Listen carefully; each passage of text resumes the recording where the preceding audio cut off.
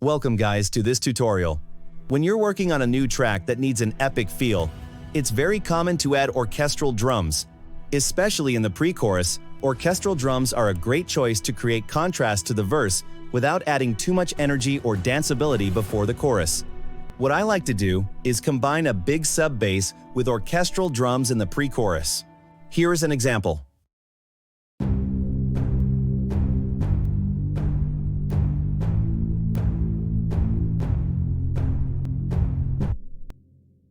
Pretty basic example, but I think you get the idea.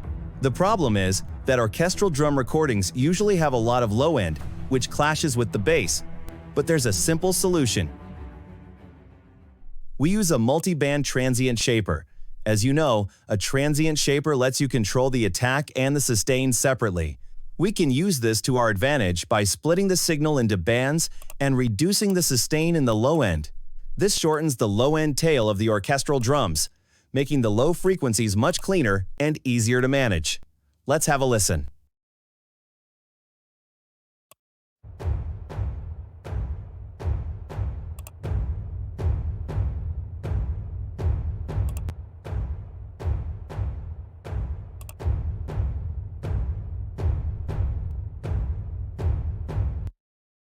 After that, we sidechain the orchestral drums to the bass so each drum hit cuts through the mix clearly. Let's have a listen with the transient shaper and sidechaining enabled and without.